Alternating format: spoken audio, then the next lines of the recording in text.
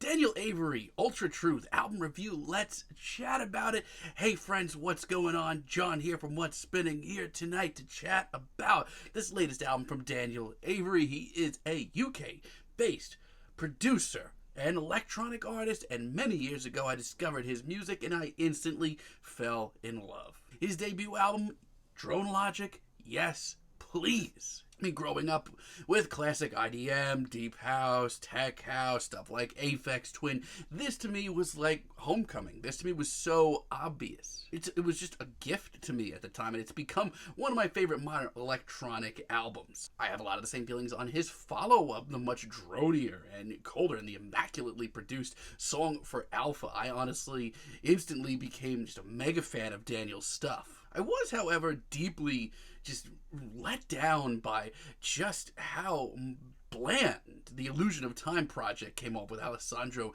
Cortini. I thought it was just such a average project. Now, while it didn't get a lot of buzz, I thought his 2020 album Love Plus Light had a lot of great stuff on it. It wasn't perfect, but a lot of the material on it was pretty decent. And yes, it's very long, and it's a double album, which I don't think it needed to be, but that being said, there's a lot of good stuff on there. Now, last year's Together in Static was so all over the place that I ended up not reviewing the album. There were moments on there that were so mellow and so one note that I instantly wanted to turn it off, but there were also some more ethereal and dark moments on there that gave me the chills. I was going to review it, like I said, but I just ended up not having time and not feeling one way or another, just decided to can my review. I've been dying to just love an album from Daniel for a really long time, and leading up to this album, I thought the singles were really exquisitely done, and some of the better ones from Daniel in quite some time. And the results,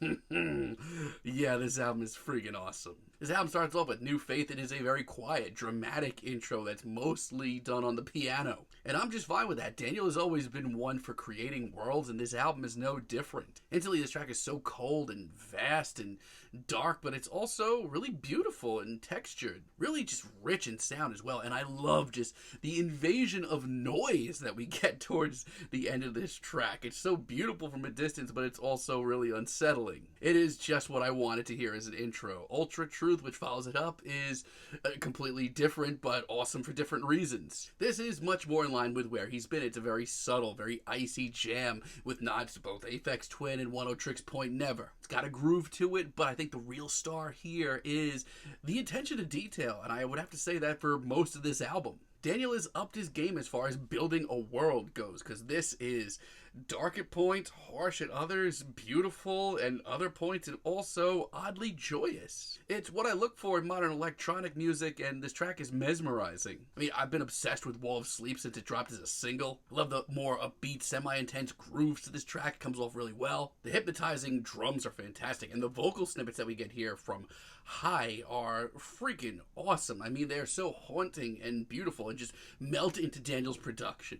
It's constantly moving. It's so hazy. If you blink, if you turn your head for a second, you will miss 10 details. But as icy and unforgiving as this track gets, it's also really rewarding, even euphoric by the end of it. I can't tell you how much I love this track. On the other hand, the Slow Bullet is really intense, much more intense than a lot of the other tracks on here, and blisteringly cold. It's a short, sweet interlude that just brings this album from one idea to the next, bringing us to the next movement. That's all I can ask for. And Daniel really picks things up with devotion. If Wall of Sleep is a pretty intense tune, this is a heady mammoth of a track that doesn't slow down for a second. Layer after layer, synth after synth, all the drum and bass you can ask for. But it's also just catchy enough with just how infectious the synth work here is. Hell yes! On the other hand, what is even going on with the track Only? This is a sharp left turn for the harsher, noisier, almost industrial sounds. Johnny's vocals are some of the most ghoulish and tragic on this entire album, and the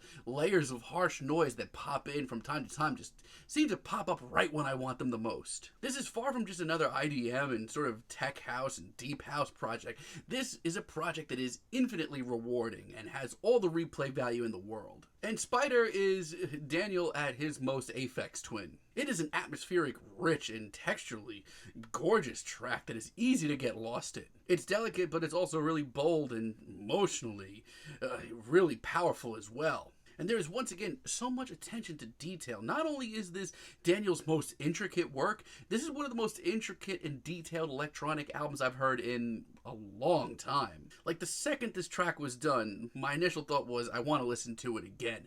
I think with this album, Daniel has really put forward his masterpiece. On the other hand, what even is near perfect? This is a massively suffocating track that has nods to downtempo, but also some nods to industrial as well. The only thing that isn't dreary and downtrodden about this track are these really sunny synths. It's a very interesting contrast. Yet Daniel over here is rewriting the rules, and I can't help but just take it all in and not look away. And thankfully, I don't have much bad to report outside of some really awkward and unnecessary interludes. Like Ache Hit, and this just breaks my heart because Daniel was on such a stride, and then this track just comes off as a piss poor interlude that didn't need to be here, and it's really just messes up my groove. What else can I say? And overflowing with Escape just seems like overkill to me, and I think it's the worst track here. I mean, it's pretty harsh here, and the production is not going to be for everyone because it is heavy and noisy. And that's not necessarily an issue. I've been to Prurient shows. I still haven't gotten over those. But I just feel like it's one of the least cohesive thoughts here, and it just doesn't sound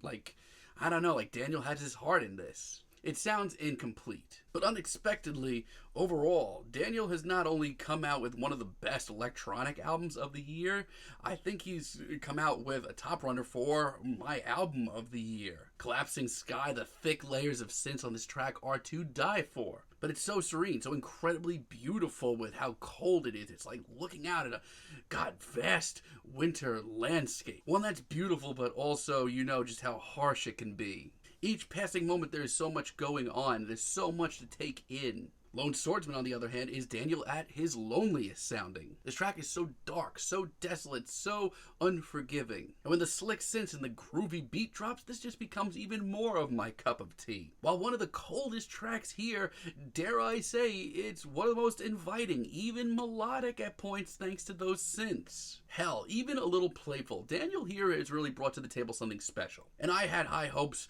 for Chaos Energy featuring High and the awesome Kelly Lee Owens. And they deliver with a really heady, bubbly, intense IDM track that is a real journey. And not only that, but it really does end up opening up into one of the most euphoric and mesmerizing tracks here. What a freaking saga. And the final moments here, what even is this? It's so noisy and harsh and inexplainable. Where even are we anymore? And Daniel doesn't let up with Heavy Rain as a finale, even though it's one of the more by the books and straightforward tracks here. And that's far from a slight. This track is a lot of things coming from a lot of angles. On one hand, I hear this and I'm shocked by just how cold and calculating and hypnotizing this comes off. Even drony at points. But then on the other hand, I'm surprised by just how euphoric and, dare I say, joyous it comes off by the end of it. Daniel has truly outdone himself with this album. Not only is this the year's most must-listen electronic album, but it's one of the best albums of the year. The production is immaculate. You're getting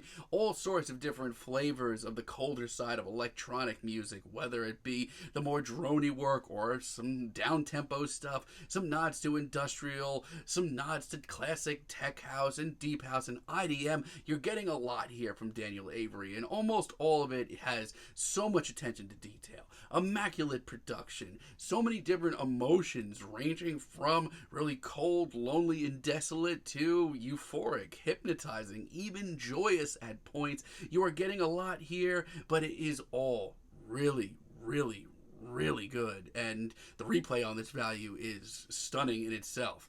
I'm feeling a decent 9 on this album. Let me know what you all think down below. If you liked the video, be sure to give us a like, give us a subscribe, and let me know down below what you would like for me to chat about in the future. And until next time, have a great day, friends.